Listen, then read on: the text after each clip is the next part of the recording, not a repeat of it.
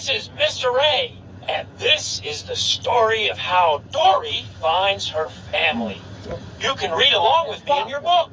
You will know it is time to turn the page when you hear this sound. Oh, let's begin now. Dory was a baby blue tankfish. She lived with her parents, Jenny and Charlie. But Dory was not like other fish. She suffered from short-term memory loss. Dory's parents tried to help her with her memory, but nothing seemed to work. One day, her parents taught her how to play hide and seek. Her parents hid while Dory counted, but Dory quickly forgot about the game. When her parents came out of their hiding spots, Dory was sad that she had forgotten again. When she was little, Dory was separated from her parents. Alone, she wandered the ocean looking for them. As Dory swam, she asked the different sea creatures she met for help. As the years passed, Dory forgot all about her parents. She knew she was looking for something, and she couldn't remember what. Then one day, Dory saw a boat pass overhead. Nearby, she heard a panicked voice. They took my son! My son! Help me, please! The voice was coming from a clownfish named Marlin. He was looking for a boat that had taken his son Nemo. Dory knew which way to go. You don't see the boat. Follow me. Together, Dory and Marlin traveled across the ocean and brought Nemo home. When they returned from their adventure, Marlin invited Dory to live with him and Nemo on the Great Barrier Reef. Dory was very happy in her new home. One day, she went with Nemo on a class field trip to see the stingray migration. That's us! The stingrays were going home. Dory swam after the stingrays, but she got too close to the edge of the reef. She was pulled into the undertow. As her whole world went black, she had a fuzzy memory of her parents. When Dory woke up, she had a strange feeling. I remembered something. I actually remembered something important. Marlin asked her what it was, but she couldn't remember.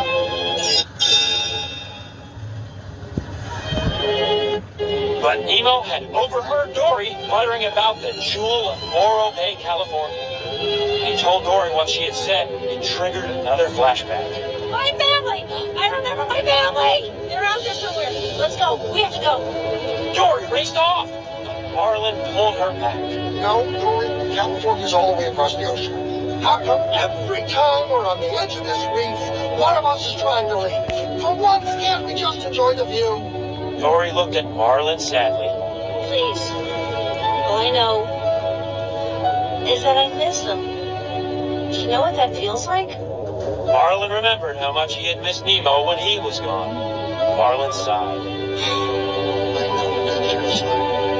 He and Nemo agreed to go to California with Dory. With the help of Marlin's sea turtle friend Crush, the trio soon made it across the ocean. When they got to Morro Bay, Dory swam around shouting for her parents. A group of hermit crabs tried to shush her, but they were too late. Dory had woken a giant squid. The squid chased the trio and grabbed Nemo. The squid lost its grip, and the friends were all flung into a nearby tub. As Marlin comforted Nemo, he lashed out at Dory. Only over there and forget. That's what you do best. Upset, Dory went to find help. Suddenly, she heard a voice. Dory swam to the surface, calling out to Nemo and Marlin. Guys, I found help. Marlin and Nemo caught up with Dory just in time to see a pair of hands grab her and take her away in a boat.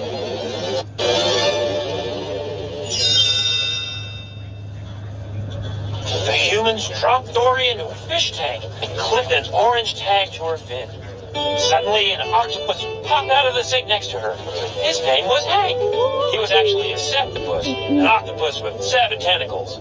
Hank told Dory that she was in quarantine, where sick animals were treated before being released back into the ocean. Then he explained what her tag meant.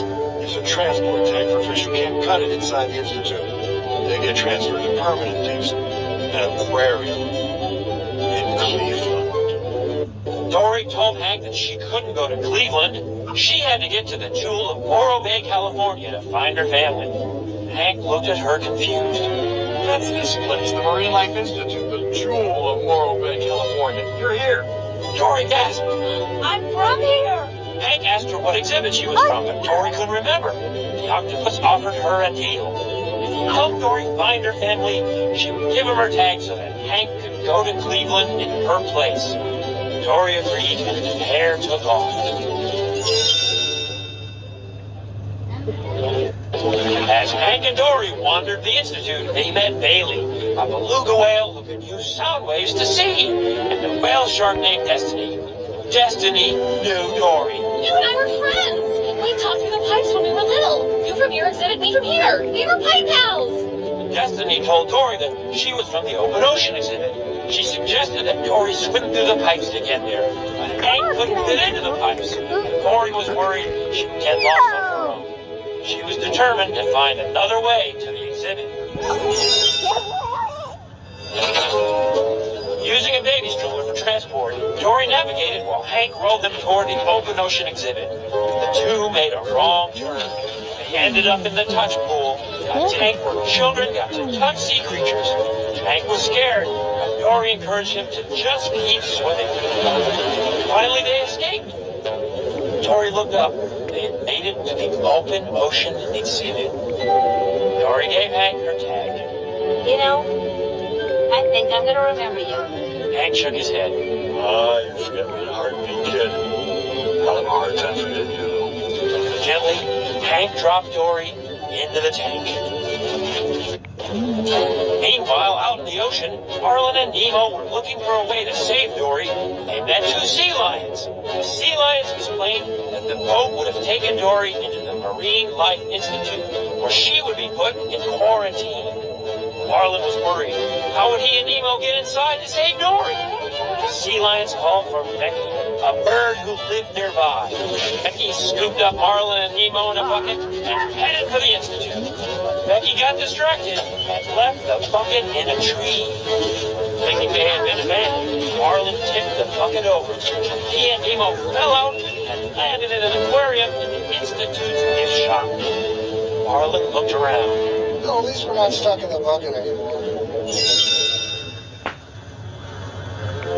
Back in the Open Ocean exhibit, Dory spotted a trail of shells. She followed it and found her childhood home. Her parents weren't inside, but her memories came flooding back. She remembered going outside to look for a shell for her mom and being sucked into the undertow. It was my fault. My parents.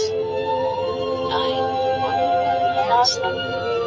Just then, a crab interrupted Dory's thoughts. He told her that the blue tangs had been taken to quarantine. Dory couldn't believe it. No, my parents are back in quarantine. They're being shipped to Cleveland, but I just got here. The crab gave Dory directions back to quarantine. Without Hank around, she would have to go through the pipes.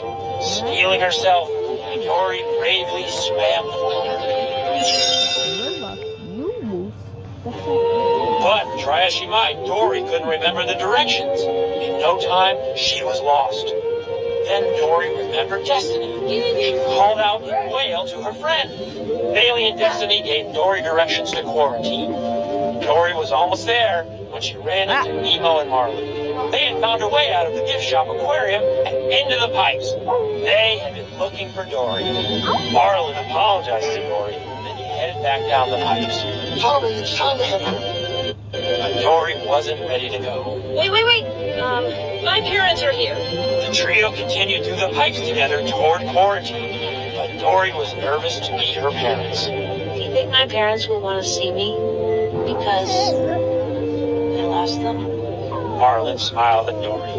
Ever since I met you, you've shown me how to do stuff I never dreamed of doing. Oh, yeah.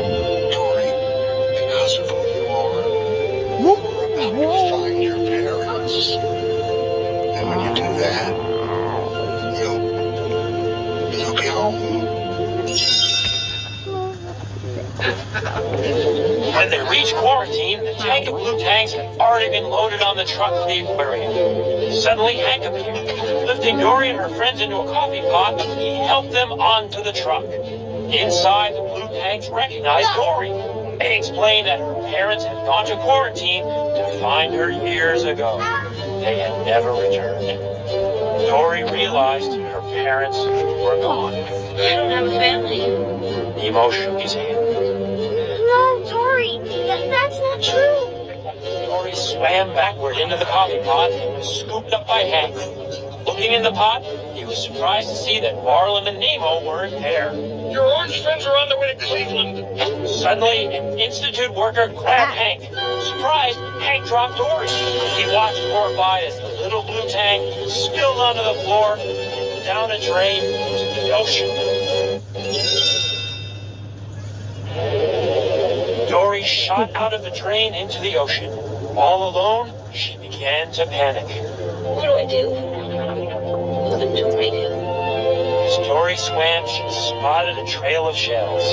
She decided to follow it. In the distance, Dory saw two figures moving toward her. It was her parents. They were overjoyed to see Dory. Crying happily, they pulled Dory close. She smiled. It's you. It's really you. Dory's parents explained that when they didn't find her in quarantine, they realized that she must have gone through the pipes to the ocean. They knew they had to do the same thing. They had been waiting in the same spot for years, hoping Dory would return. When her parents asked her if she had been alone all that time, Dory suddenly remembered her friends. Marlin and Nemo were still on the truck.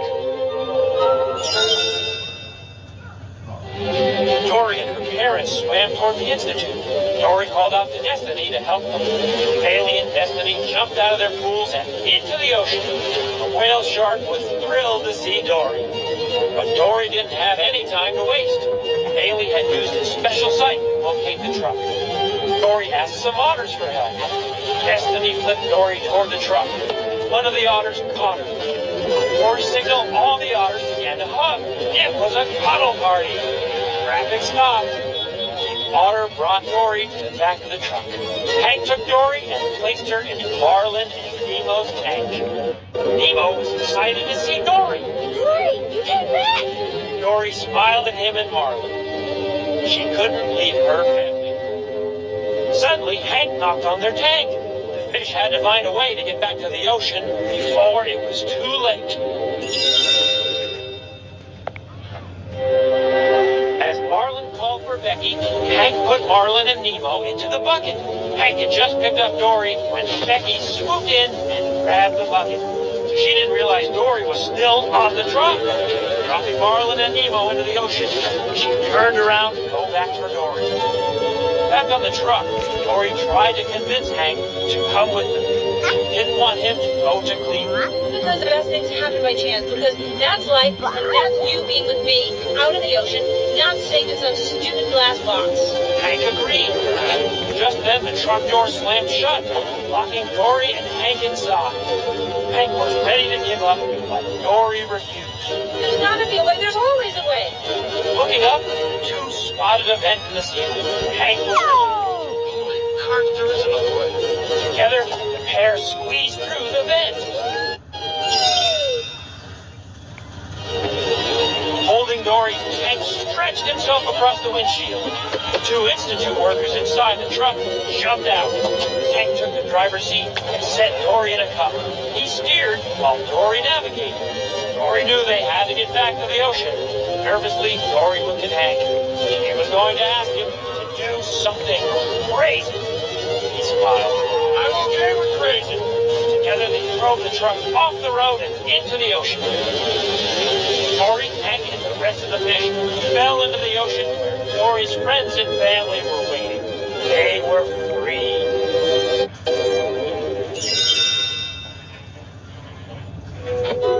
A short time later, Dory found herself back on the Great Barrier Reef. Hank, Destiny, Bailey, and her parents had come to live with her, Marlin, and Nemo. One day, Marlin followed Dory to the drop-off. He was worried that she would forget where she was going and get lost. Dory stopped at the edge, looking out into the vast blue. Then she turned to Marlin. I was just enjoying the view. Marlin settled next to Dory and turned around. Wow. It really is quite a view. Dory looked behind her. Her combined family was gathered together, smiling at her. Dory had a feeling she'd remember this moment forever.